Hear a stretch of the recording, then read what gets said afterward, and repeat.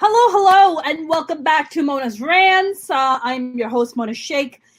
Today's topic, holy shit, today's topic is a pretty loaded topic, you guys, pretty loaded topic. I am talking about predator male comedians. Yeah, I mean, we know that there are male predators out there, but male predator comedians, or predator male comedians, are a very interesting topic, and it's also a very, I would say, difficult topic, because it's such a loaded topic, right, to talk about. So here we go.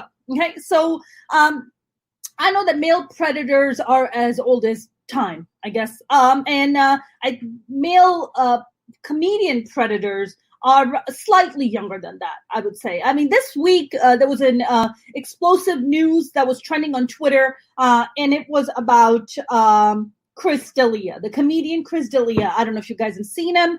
He's actually the son of Bill Delia, who's a very big executive producer who executive produced Law and Order and a lot of other big shows. So Chris Delia is an actor and a comedian. He was on the show Whitney, where he played Whitney Cummings' boyfriend. And Chris Delia, I have seen him at the Comedy Store, at Laugh Factory, and of course I've seen him come up the ranks, no doubt about it. And Chris Delia has multiple, not just one or multiple sexual harassment accusations against him by women who claimed that they were underage when he was hitting them up.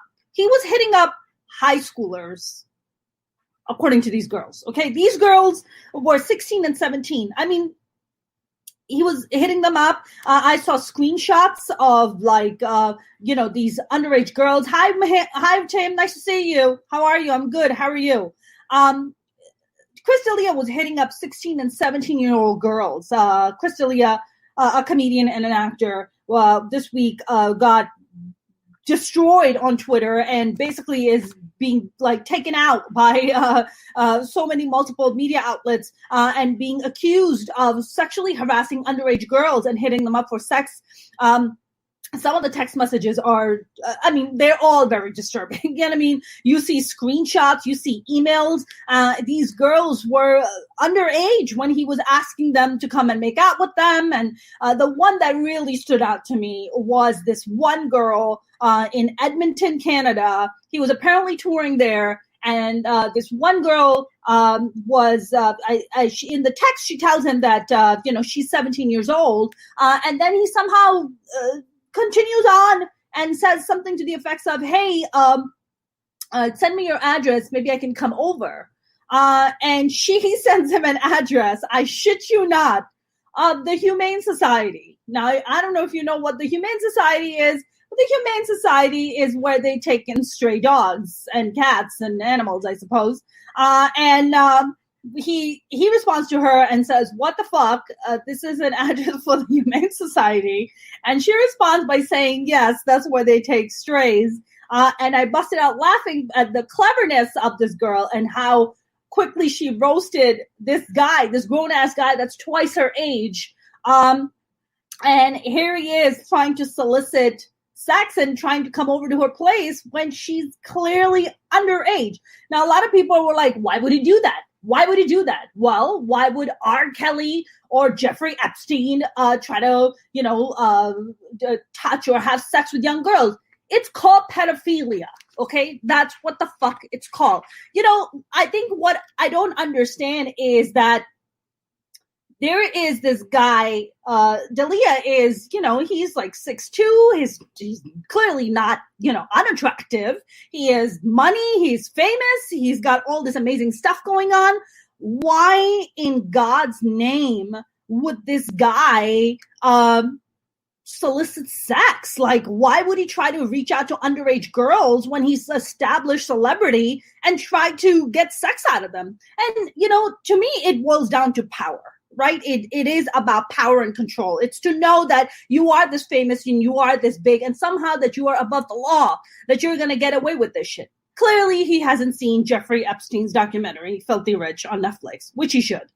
At first, when it was trending, when Chris Delia was trending on Twitter, I got scared. I was like, oh my God, is he trending for being a comedian? And then I was like, whew, okay, thank God he's not trending for being a comedian, because holy shit. He has a special out, which I refuse to watch. It's called White Male Black Comic, which I think should be renamed to White Male Predator Comic, which I think would be a more appropriate title for that special. He also played, I don't know if you guys know this, he played a pedophile that's like trolling this 15-year-old in the show You on Netflix. So he played himself on a show, which is also known as method acting. So he was so method, he was like, I'm going to play myself on a show and just outdo myself. And that's what Chris Delia did. Okay. Now, Chris Delia, I don't know if you guys heard, but there's a new strain of COVID. And apparently Chris Delia and R. Kelly both have it. It's COVID-16 and COVID-17. Drums, please. Pum. Yeah, that's my joke. Okay. Look, Chris has been harassing teenagers for a while, since 2011, if you go back and read some of the tweets about these girls. A grown-ass man doing this kind of shit, why would you do that?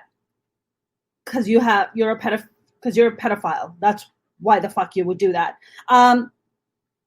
It's really horrible.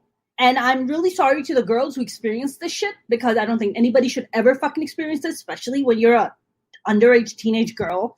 It's horrific. I don't know if you've noticed this, but ever since Epstein's pedophilic documentary came out, a lot of pedophiles are getting exposed. Have you noticed this? I don't know. Maybe it's just a coincidence, or maybe it's not.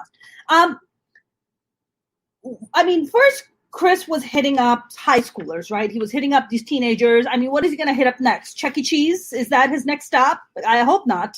In response to the accusations, I shit you not, this is what Chris Delia had to say. It's so disturbing. You're just like, wait, what the fuck did he say? Yeah, this is what he said. He said, I know I have said and done things that might have offended people during my career, but I have never knowingly pursued any underage women at any point. All of my relationships have been both legal and consensual, and I have never met or exchanged any inappropriate photos with the people who have tweeted about me.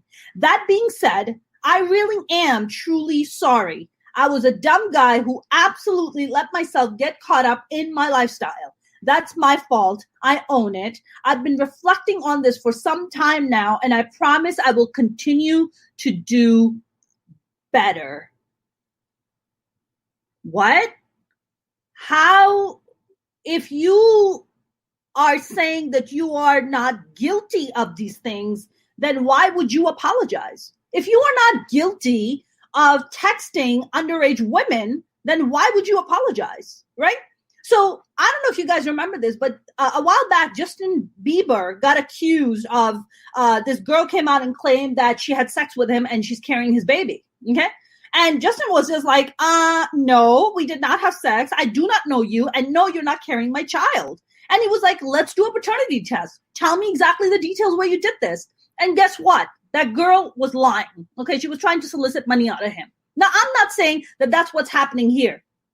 What is happening here is that these girls are telling the truth. Okay. They're telling their truth about what happened with them. And it's not just one or two. It's so many of them. It's like almost as if somebody opened the fucking floodgates on this. You should check out Twitter. Twitter is just like, they've been going in on him and just like tweeting and talking about all these young girls about their experience with Chris Delia. And it is beyond disturbing of how he thinks that it's cool. And honestly, if you are not guilty of something, then why the fuck would you apologize? Why would you say that I was dumb?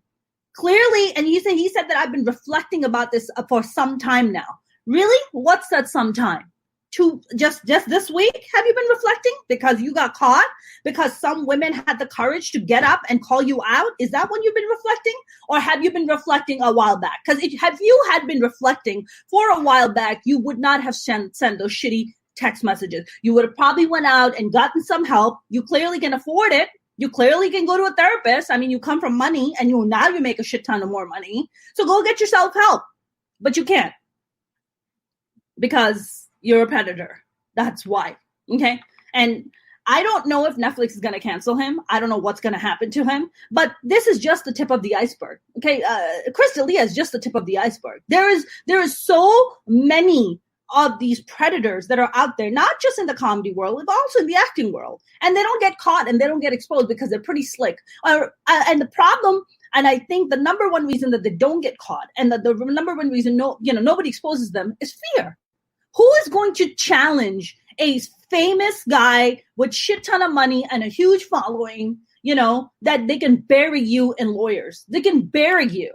But thank God for Twitter and thank God for social media that these women can have a chance and an opportunity to tell their stories. Thank God for social media where our voices actually fucking count and we're not buried in the back and just told to sit down or shut up or nobody's going to listen to us because our stories don't matter or our truths don't matter. But they fucking do. And they always have. And they will continue to. So just get with the fucking program. If you are a predator, this is a bad time to be a predator. Maybe it was a good time to be a predator during Cosby's time, or maybe even Weinstein's time. But now is not a fucking good time to be a predator because you will get exposed. And that's exactly what's happened in this case this week with Chris Delia's case. One thing that was really, really alarming, and you should read some of the comments that people are saying about these girls, it's so fucked up and it's so disturbing when you read them. You're just like, do people not have daughters? Do they not have sisters? Do they not have mothers? Do they not have wives, girlfriends? No, you don't have women in your life who can actually come out and tell you. Every single woman I know and have known and continue to know has been sexually harassed, sexually molested, or sexually, harassed at some point in their lives that has happened to them. Okay, every single woman, including this one. Okay, so the fact that these women are being dismissed as if they are just trying to get attention, they don't need fucking attention. Okay, this is not the kind of attention that you need. This is not the kind of attention that you seek. This is a horrible way of fucking getting attention. Seriously, because you're going to be shot down. You're going to be shot down by these assholes who come out and tell you that your stories are lies, that somehow you're trying to seek attention. These girls are not multiple women. I mean, tons of these girls are coming out and accusing this guy. Are they all seeking attention? Are they all wanting to, a piece of,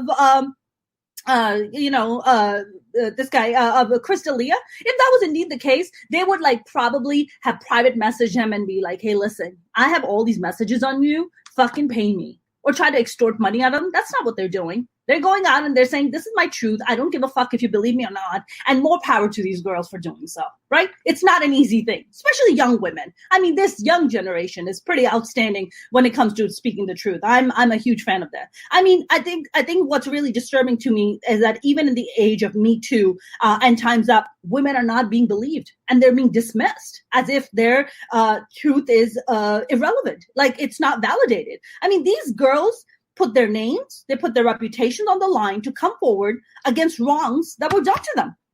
But they're being shamed. They are being told to shut up and not believed. Why is that so? Why are women historically just dismissed when they come forward and about sexual harassment allegations against famous men? Why is that? One of the biggest things that was being asked of them was to show proof. Show me proof. Show me proof of which they and these women did. Okay, they showed texts, they showed emails, they had screenshots of all their exchanges with Chris Delia, showing proof that this guy is a fucking predator. Like he was trying to solicit sex out of them. In one text, he's like, "Hey, can we make out, motherfucker? I don't know you." Even forget about saying that to an underage girl. If I meet a guy on a dating app, and the first thing out of his mouth is like, can we make out? You know what he gets? Blocked is what the fuck he gets. Because that's creepy as fuck. I don't give a fuck what age you do that at. That is just fucking creepy, okay? Chris Delia is creepy.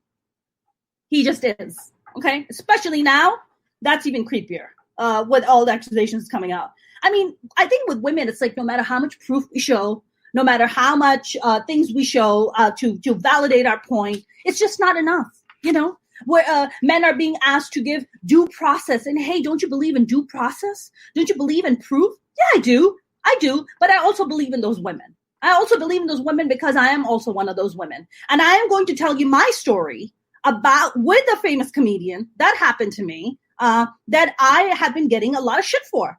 Because I talked about it. I exposed him yesterday on my Facebook post.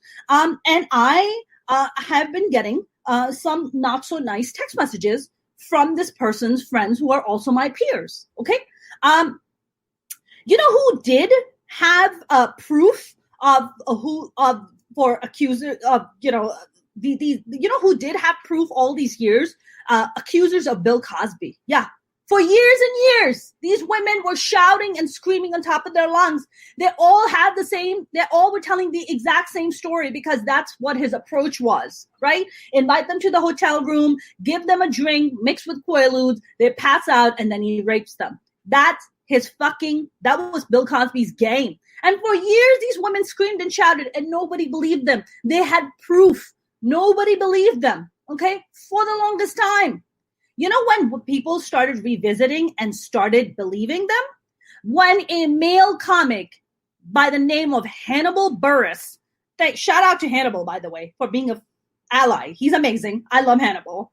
Shout out to Hannibal for standing up and saying Bill Cosby has been accused of rape for years, and nobody believes these women. It is then the accusations were revisited, and then the ball rolled the way it did. Where then, they started revisiting all the cases because a man stood up, not because those women were speaking up. Do you understand that over 60 women accused Bill Cosby of rape and nobody believed them? And it only took one male comic, one black male comic to stand up and call his ass out. And then all of a sudden he was believed.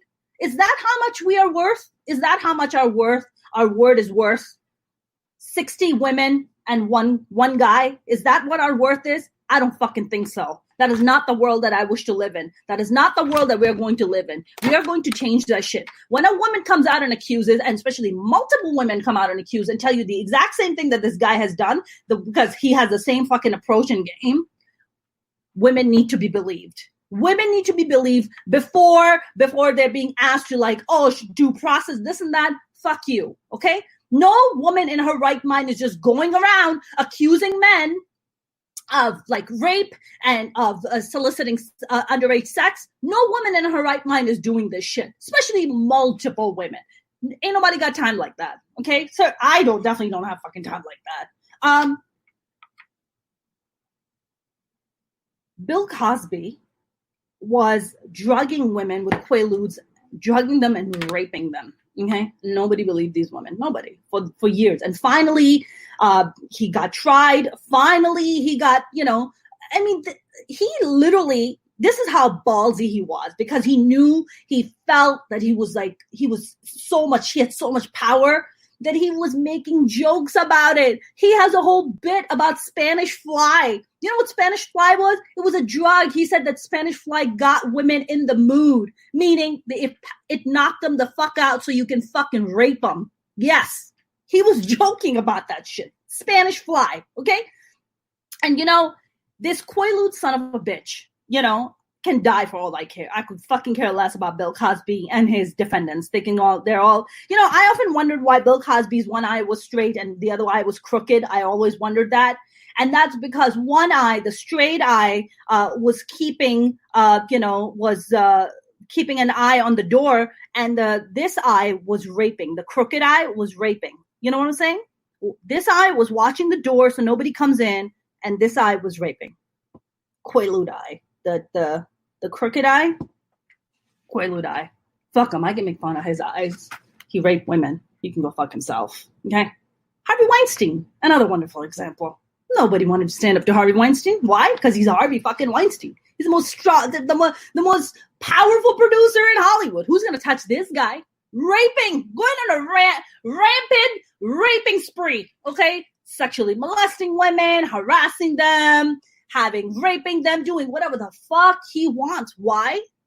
Because the system allowed him to. The people around him supported him. They supported his cause. They didn't want to stand up to him. Fear is the number one motherfucker. Let me tell you something. People don't want to be on famous people's bad graces. They don't. Everybody wants to be on famous people's good graces. Nobody wants to call them out for horrible, bad behavior. And that encourages them even further to go further and to keep doing horrific things until it gets really, really fucking bad, which it did in Harvey Weinstein's case. You know why Harvey Weinstein got exposed? In 2015, Times finally published an article about a 22-year-old Italian model that went to NYPD and told them that Harvey Weinstein had inappropriately touched him. That's what got the ball rolling. Do you understand the courage it takes? Do you understand how brave this 22-year-old must have been, how scared she must have been to approach NYPD and be like, the strongest producer, the most powerful producer in Hollywood touched me inappropriately. Like, kudos to this girl. Like, what courage must have had taken to go and do that? And NYPD finally had an audio of him confessing that he did do that. And then once that came out, the ball just started rolling. All these voices started coming out. They're like, he did this to me. He did that to me.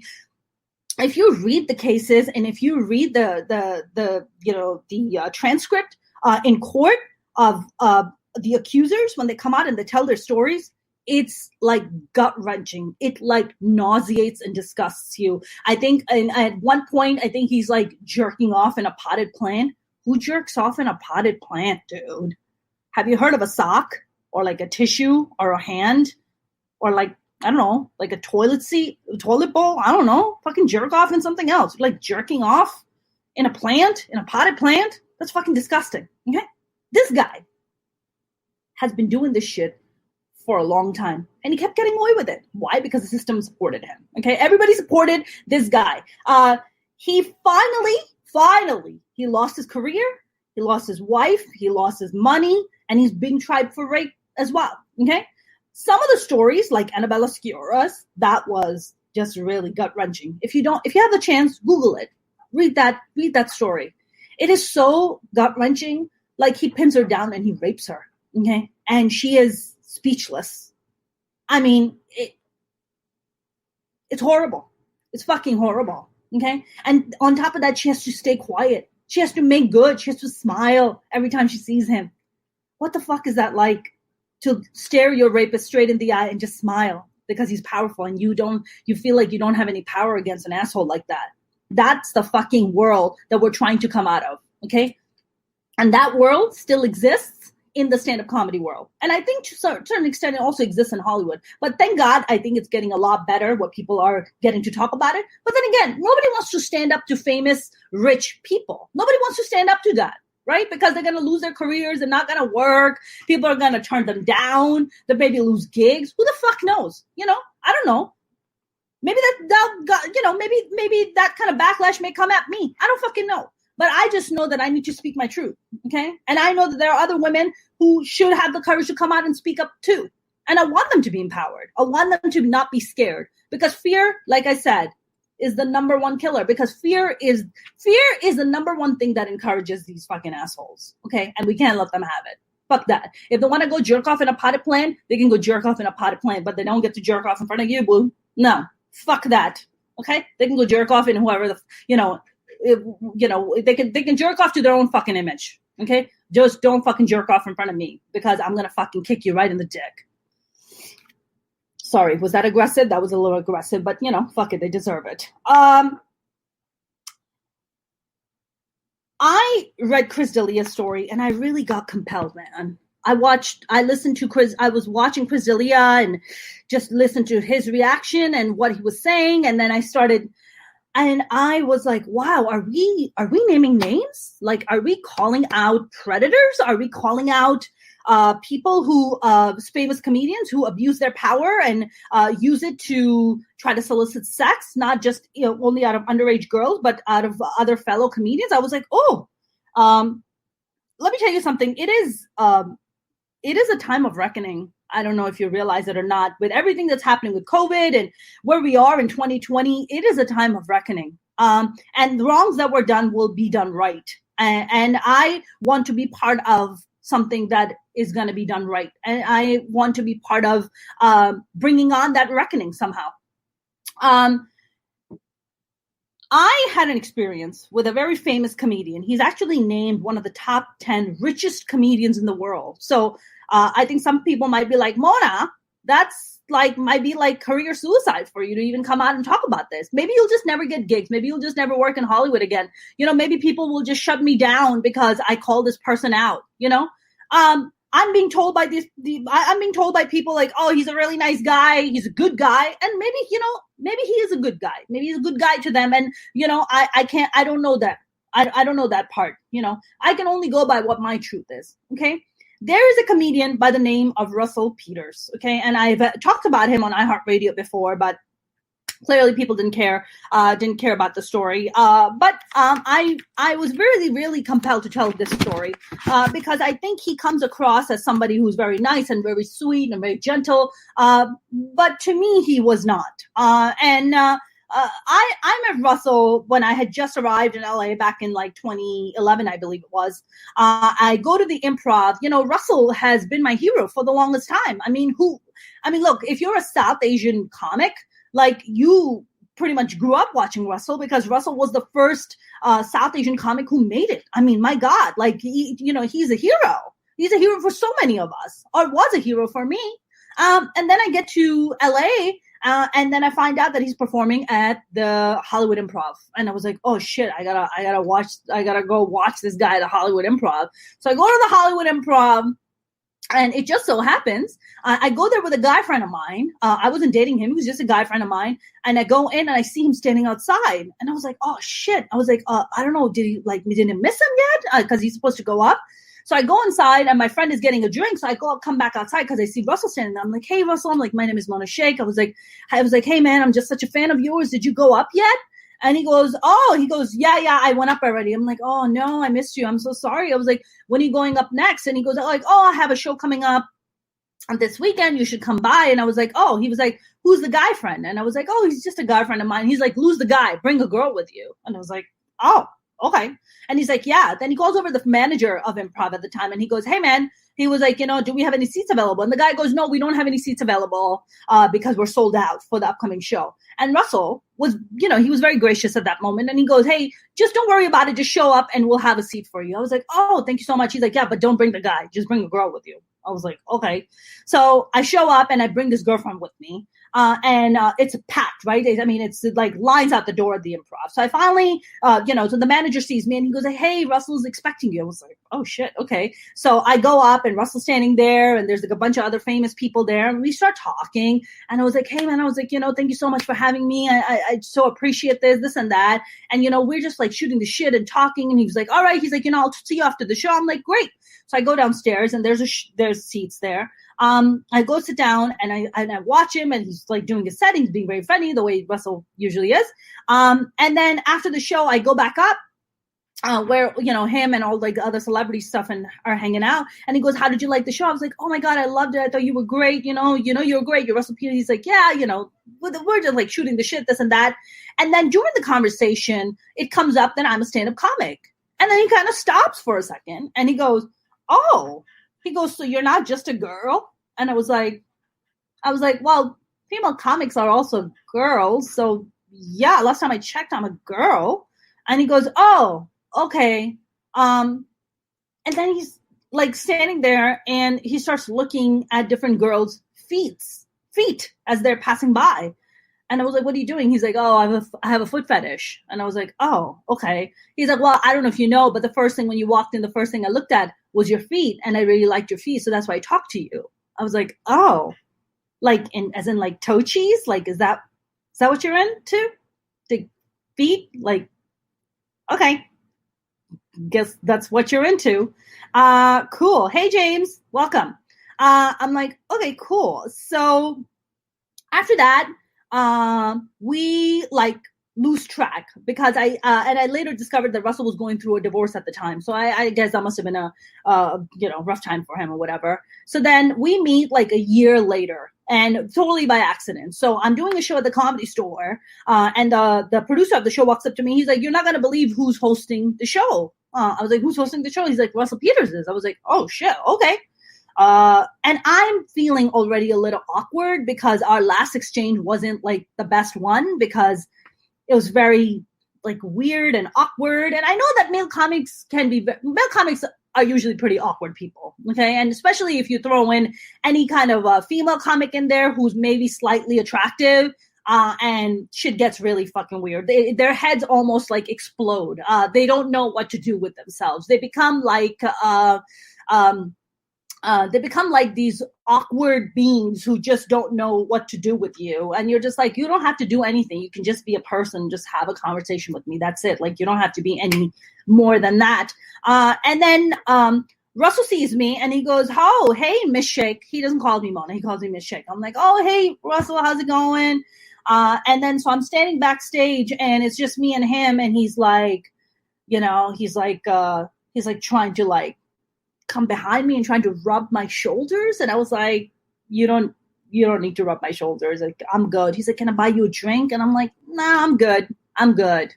Then he goes up on stage. He's like, the next comic I'm about to bring up on stage, I've been trying to fuck her ever since I met her.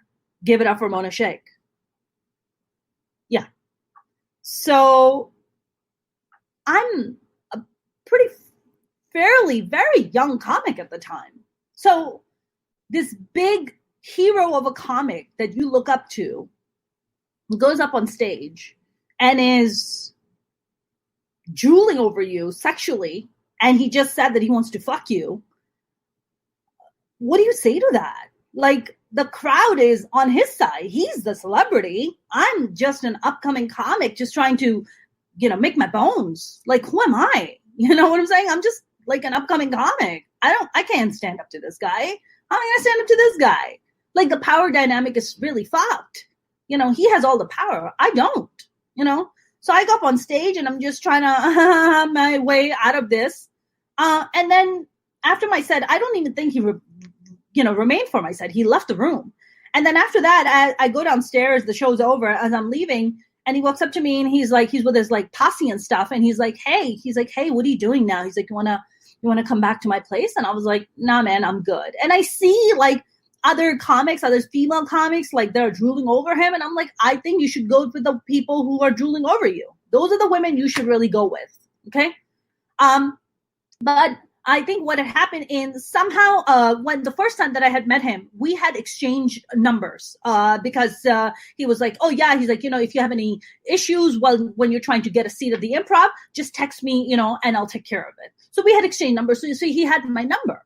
So he's standing there and he's like, hey, you wanna come back to my place? I'm just like, nah, dude, I'm not interested. Like, I'm not. I've already told you I'm a comic. I'm good. I'm going home. Goodbye. I leave. Okay. Maybe a year or so passes by and I get this text message from him. I think he was on that show. He was a judge on Last Comic Standing, I believe it was. Yeah. And I get a text from Russell saying, hey, you wanna come chill in my hot tub with me in Malibu? Nah, dude, I'm good. I think I've already told you. I'm not interested in fucking you. If I wanted to fuck you, I would have fucked you already. So no, Russell, I don't want to be in your hot tub or anywhere near you, quite frankly, because I'm not fucking interested. Okay. A little bit time passes by. I'm talking to a girlfriend of mine, also a very funny comic, and I tell her about my exchange with Russell. And she goes, oh yeah, he acted pretty shitty with me too. And I was like, what do you mean? She's like, well, I was doing a show at this comedy club. And after my set, he said to me, oh, very funny stuff. And my girlfriend said, oh, hey, you go on tour all the time. Would you take me with you? And he goes, aw, I would totally take you with me, but I would want to fuck you the entire time. Do you understand the power dynamic here? I know that this is like dark shit, okay? And a lot of people are uncomfortable with this. Trust me. You're uncomfortable because I'm fucking uncomfortable, okay? If you're uncomfortable listening to it, imagine being in it and experiencing it firsthand. Like, comedy is a hard game as it is. And then you add this sexual harassment aspect of it from an established male comic, it just fucks things up even further. Because then you say to yourself, oh my God, If I don't give into the advances, does that mean that he's going to go and talk to other people and tell them things? Maybe he'll make up stuff, or maybe he'll tell them not to book me. Like, what's going to happen to me? But I take the stance of, I don't fuck comics. I just don't. That's just not my jam. I'm sorry. No offense. I just don't. That's been my policy, and it's helped me quite a bit. I keep to myself. I work hard, and that's what I do. Okay? I don't fuck comics. That's not my jam, especially famous comics. It's just not my thing. Okay? So it is for some people. It's not my thing. I don't do it. I wish to build it on my hard work. I wish to build it on my sacrifices and my dedication, so I can hold my head up high and have my conscience clear at night. Okay? So I can go to sleep well, which I usually don't because I have insomnia, which most comics do. But I told my story yesterday, and I didn't get to explain it, because I wanted to do this and I wanted to tell it in person, because it's so much different when you tell it on video versus when you just kind of write it out. Because then people are like, oh, why'd you exchange numbers with him then? Why'd you do this with him? Why'd you talk to him? Let me tell you something, okay? And I know I'm probably going to be a shit ton of backlash that's going to come my way. There's going to be people who are going to come and deny my story or say, oh, well, that's not predatory behavior. Oh, that's not sexual harassment. But it fucking is, okay? Anytime you come at come at a woman with your fucking dick out or your fucking tongue hanging out, yes, that is fucking sexual. I'm sorry to break it to you, but that's sexual, okay? Let me tell you how clueless male comics can be. I remember doing a show one day. It wasn't even a show. It was an open mic. This is like new days of comedy in LA. I go sit down and I sign up for a mic, and there's this male comic sitting across from me.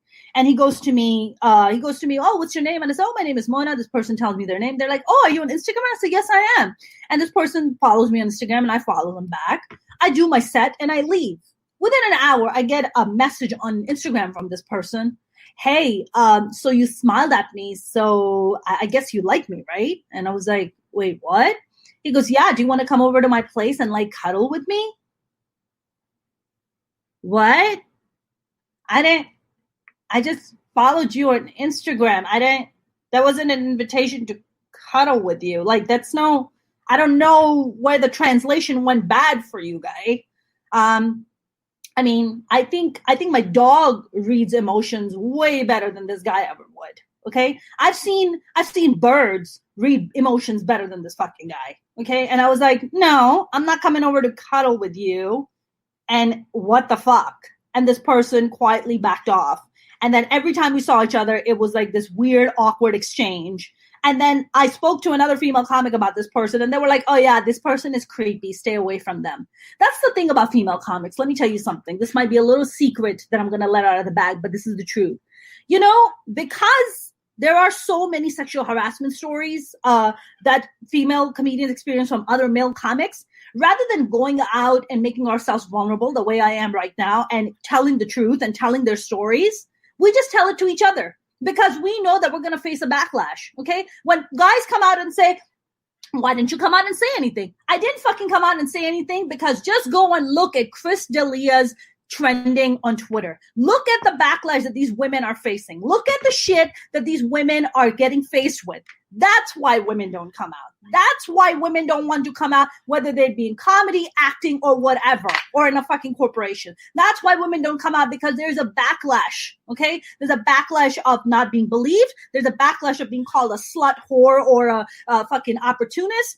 There's a backlash of losing your job. There's a backlash of never getting another job. There's massive backlash, okay? Thank God for the courage of these incredible women who stood up and started the Me Too movement. Thank God for the courage of the women who stood up and started the Time's Up movement. Or you'll never see justice being served to Bill Cosby and Harvey Weinstein and all these fucking asshole, head of corporations who were just going about their busy, lovely lives, sexually harassing women, thinking that it was perfectly fine. It's not. It is not fucking okay. You don't get to do that. You don't have any right over my body or my sexuality, for that matter. Keep your fucking filthy hands to yourself. Keep your fucking filthy words to yourself. Keep your fucking filthy thoughts to yourself. I don't need to know your shit. Okay? Keep it to yourself. You want to jerk off? You want to fuck somebody? Go find somebody consensual. You can't find somebody fucking consensual? You know what they have nowadays? Sex dolls. Get a goddamn sex doll. You can turn that into a cum dumpster all you want, honey, but don't come at me with your fucking bullshit. Okay? Don't come at me and try to put me in a position where I have to come out and have these conversations, these awkward, weird conversations. Okay? This is weird. This is weird for me to sit down and have this conversation. But this is weird because I'm exposing myself, making myself vulnerable to things that I probably can't even imagine. You know what? But I think truth has to be told. Things need to be told. Okay? And this is probably not the first time that Russell has done this. He's probably done this to so many other people, but he's gotten away with it because he's Russell Peters. Who's going to challenge him? Who's going to stand up to Russell? Right? Who's going to believe him? He's Russell Peters. He's famous. He's got money. He's going to come after you with his PR, his lawyers or whatever to say, you don't have any proof. You know, look, when this shit was happening to me, I don't have like text messages and fucking videos and audios from him because who does that shit? I'm not going to stand there and be like, let me record that because it's all happening in real time. You're not even processing it until later where you're just like, wait, what the fuck happened? What did this person, oh wow, this person came and crossed boundaries. Like they came out and sexually harassed me. Like this person has not, and then you talk to another female comic and they're like, oh, they did that to you? They did that to me too. And you're like, oh, okay, so I'm not alone. And then one person speaks up, second person speaks up, and then all of a sudden all these women start speaking up and these assholes start getting exposed. But then society comes, especially the males, come and then try to push these women down and say, no, you're true, you're lying. Your truth is not truthful. You're lying. Listen, I don't want any money from Russell. This is not a publicity stunt of any kind. I don't want anything from Russell. Okay. He already gave me the opportunity to fuck him and I didn't. Okay. So I don't want anything from him. What I do want is to tell my truth. Okay. And if we are going to indeed name names and call out predators, then this is it. This is my moment and nobody forgets to fucking take that away from me. And that's the fucking truth, you know? I actually have faced a little bit of a backlash already where I've gotten private text messages from peers that we have in common, that Russell and I have in common, that these guys have been friends with Russell for a very, very long time. One person texted me and they were curious to know what that post was about. And I told them what the post was about. And this person started defending their friend. And I understand, look, you know, because you don't get to see this other side of this person, right? You're not a female. How would you get to see that side? I don't know, you know, if you've witnessed them treat other women this way. I don't know if you have. But as somebody who's a female and who's a comic who's sitting on the other end who has experienced this, I'm telling you my truth. So this person was just like, oh, yeah, you know, and I told them about what this person has said to my female comedian friend about wanting to fuck them, to take them on tour. And I said, you know, you have, you know, sisters. Like, how would you like it if this person came out and said this towards your sisters? And he's like, oh, well, I would go and talk to him, you know, and I wouldn't blast him on social media. Well, yeah, because you have a relationship with them. I don't have that. I don't have access to that. I don't have access to call him up and be like, yo, why the fuck do you talk to me like that? Because I don't know him. We're not homies. We're not friends. We don't have any kind of bond or relationship where I can casually go and have these conversations. You know what I'm saying? You have that luxury and privilege. I don't have that. All I have is this, right? So this is all I can use to tell my story, right? So, and then this person came out and said something that was really fucking disturbing because it just told their mindset too. And maybe they didn't mean it ill intent. Maybe they're not, you know, but it came across, the impact of their words was really fucked up. They're like, well, you know, if he told them straight out that they wanted to fuck him, at least he's telling the truth. Telling the truth? Are you fucking kidding me? You know who else was telling the truth? Trump was. That's how he fucking got elected, because his followers think that he was telling the fucking truth. If your truth entails telling people that you want to fuck them, it doesn't make you an honest person. It just reveals your ill intent. Please understand the difference. That is not being truthful. That is being a fucking ill-intended person coming out and saying that I wish to do this and that you're saying that it's totally fucking acceptable. And I'm telling you that it's not. It is not acceptable. It is not acceptable for you to verbalize to me. It is not acceptable for you to try to practice that on me. Fuck off. Seriously. Fuck off with that kind of bullshit ass mentality. That's a bullshit statement to make, man. I'm sure, I know you're a good person and you try to do right by people, but that was a bullshit statement that you threw at me. And I'm not very happy about that. I'm not very happy about, people trying to come and throw backlash at me. Backlash at me for speaking my truth. Look, you're either an empathetic person and you're an ally, or you're an ally of the predator. Okay? The choice is yours. Really, the choice is yours. And that's fine. You're free to pick whichever one you want. Only time will judge you. And I promise you that time will judge you harshly. It really will. Like I said, I don't have a video. Because this shit is happening in real time. All I have is my truth. And this is what my truth is. And this is what I'm talking about what happened. They say that never meet your heroes, they say.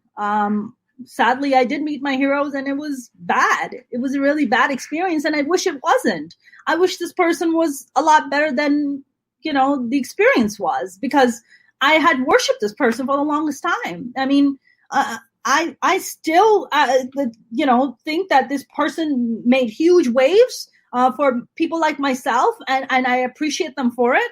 But I think the way they come across is really horrific. And, I think what is really even further disturbing is that this person has a daughter. They have kids. Like, I honestly would never wish that something like this to happen to their daughter. I really pray that their daughter grows up in an environment that they never have to experience a person like their own father.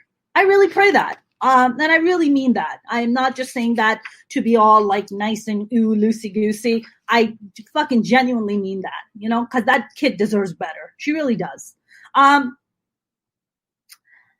Some of the defenses, man. Some of the defenses of the peers are just really amazing.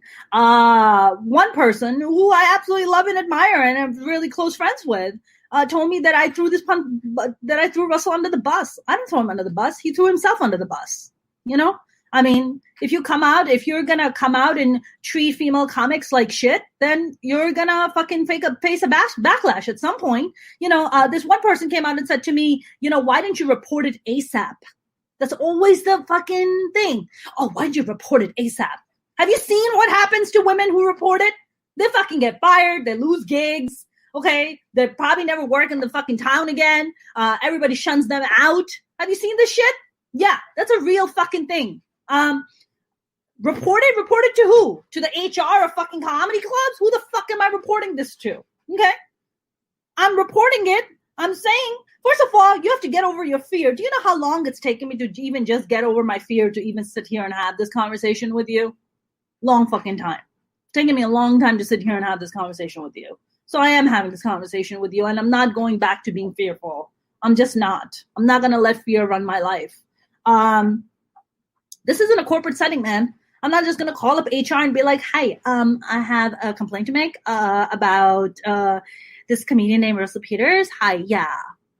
Yeah, it doesn't work that way. They'll be like, bitch, I don't know who the fuck you are, but I'm going to hang up on you. You're talking about Russell motherfucking Peters. Okay? He's Russell Peters. Power dynamic is completely off.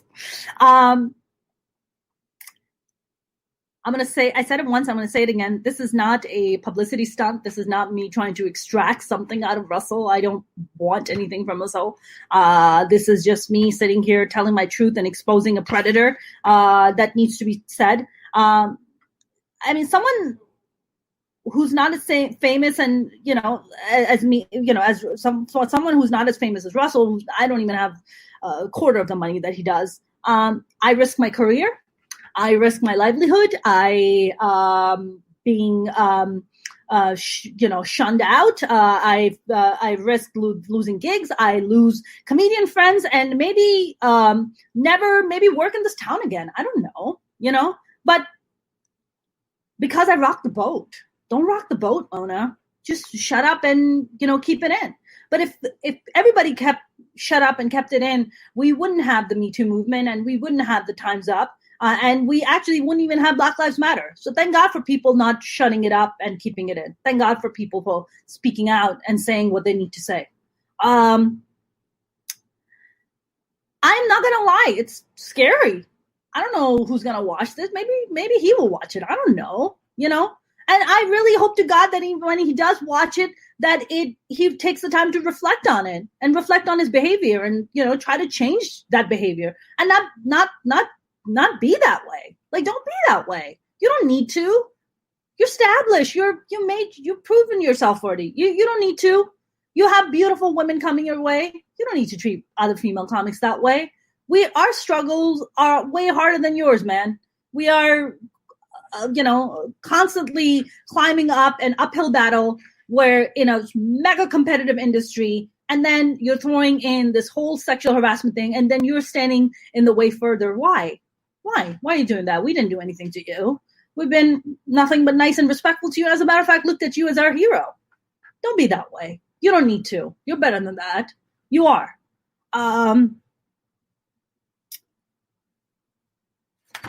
I really don't know what's going to happen. I don't know if I'm going to lose friends or people are going to shut me out, but we're going to find out. I think female comics have these trials and tribulations that we go through where, and we try to speak out and we try to make our bones and are told, oh, you're not funny because you're a female comic, or, oh, show me your tits, or, other kind of sexual derogatory stuff that people come at us all the time. And that's just, I guess, the name of the game that you come up with. But sexual harassment is a whole different ballgame. Being a predator is a whole different ballgame. Let me tell you something. Let me tell you the double standard of not just stand-up comedy, but of the society that we live in. When a male comic speaks out, in this case, I'm talking about Hannibal Buress, and he speaks out about sexual harassment, he's applauded. He's applauded. He's lifted up. He's like, yes, you're a good guy. But let me tell you something. When a female comic like myself, when she comes out and speaks her truth and tells what happens to her and what has happened to her, she's looked down upon and questioned. That's the difference. That's the difference. Okay? Hannibal would be applauded. I would be looked down upon for doing the exact same thing. Exact same thing. No difference. Look, I understand navigating and empathizing with female comics during these times could be challenging. And, you could be a really well-intended person, right? I mean, you could be a really well-intended male comic, and you're like, listen, I empathize, I get you, but this and that. And you know what? I realize that these guys are not bad. I think what they are is that they don't have the language for it, right? And I think maybe I'll just take it upon myself that maybe as a female comic, I take it upon myself to give you that language, right? Where it makes it a little bit easier to say things so your intentions come through, okay? And I'll tell you, I had a male comic friend approach me, and he was asking me all these things, and he was very open to it. He's a lovely human being, and he was very open to it. And I wrote him back the following, and I said, sometimes people can't find the language, and I empathize with you, and I'm with you because I know your intentions are well. So if you really want to empathize, say the following things, okay? And this goes to all gentlemen, okay?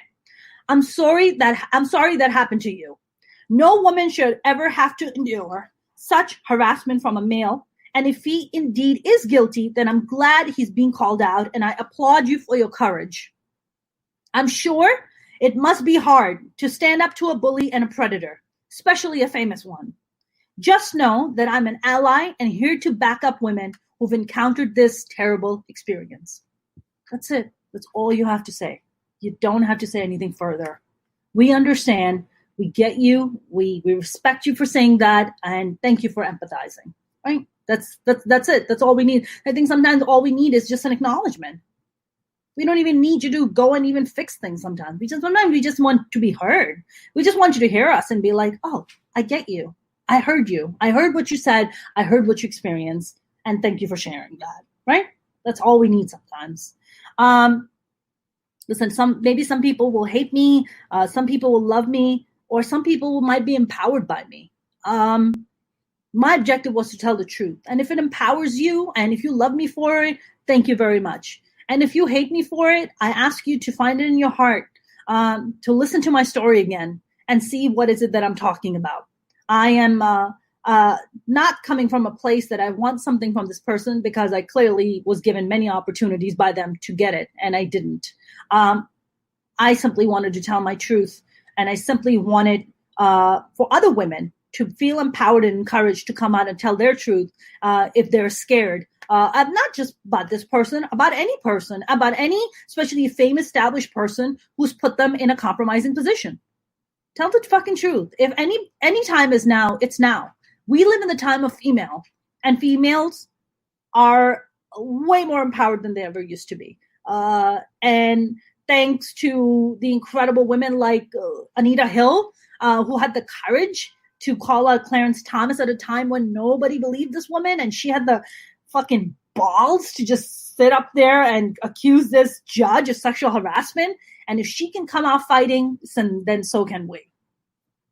Thank you very much for listening. I know it was pretty dark and awkward and uncomfortable, and thank you for listening to it. Thank you for going through with it. Thank you for all your support, Tim and James. I love you guys. I really do, and I really mean that from the bottom of my heart. You guys are here every night listening to me, and that means a lot. And if you haven't subscribed to my channel, please do. Please subscribe to the channel. I'm live streaming every single night during weekdays, 6:15 p.m. Pacific. I am here talking about things that are close to my heart and trending topics. That's what I'm talking about. So again, subscribe to my channel. You can follow me on social media. I have my ticker going on Facebook and Instagram and Twitter. I am still doing the 30-day challenge. So join me. I love you guys. Have a good night. Thank you very much. I'll see you tomorrow.